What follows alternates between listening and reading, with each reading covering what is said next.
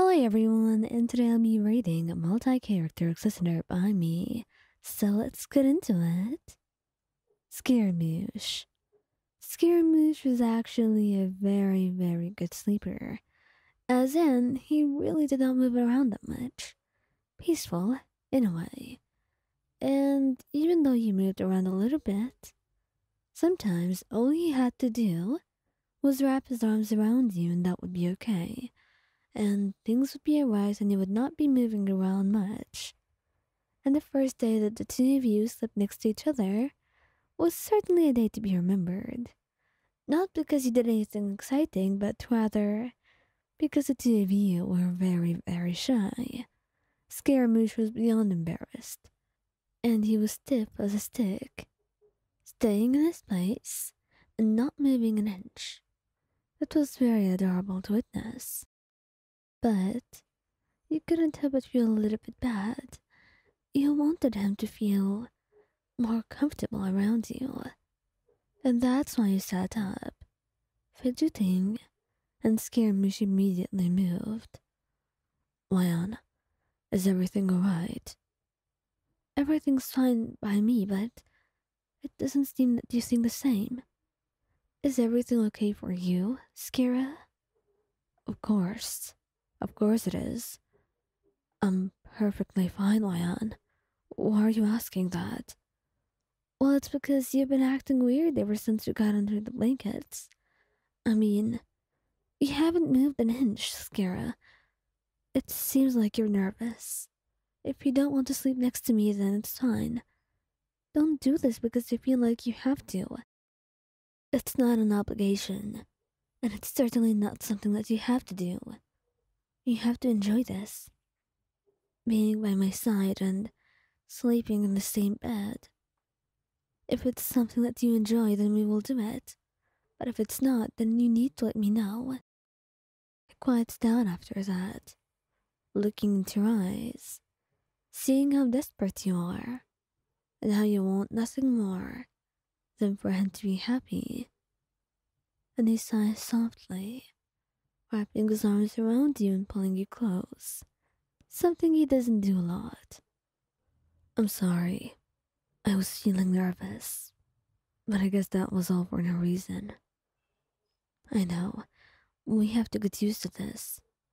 And believe me, I want to get used to this as much as you do. So you've got nothing to worry about. Lyney, surprisingly, even though he could be very gentle and very charming, in bed, he's horrible. And I don't mean this in the uncharismatic way. I mean this in the you're asleep and he kicks you out of the bed way. He moves a lot. A whole lot. It's actually insufferable. As much as you love him, you actually hope that you could tie him to one edge of the bed so you could actually sleep peacefully. And sometimes, you would have to sleep on top of him, just to get him to lie down in the same place, without kicking you in your sleep, or finding yourself on the floor, just because he kicked you or pushed you out. He steals the blanket, hogs it, and makes sleeping next to him rather insufferable. But, waking up to him in the morning is one of the most beautiful things in the world. And if this is what you have to go through to be able to do that, then it was a worthy sacrifice. Even though it was one hell of a sacrifice, it was a worthy one. And you were just happy to be with him. And you were quite sure that maybe this would go away. Maybe as you sleep next to him more, he'd be a little bit more calm. Or maybe you would get more used to it. Whichever happens first, really. You just hope that things will be okay between the two of you. And as to the first time that the two of you slept in the same bed, there was no awkwardness. He was rather normal about it. Cuddling you and the two of you sleeping with ease. You just treated it as the two of you cuddling, but instead on the couch, you were cuddling on the bed. You did not have any other thoughts in mind. You knew those things that you were thinking of would come way later.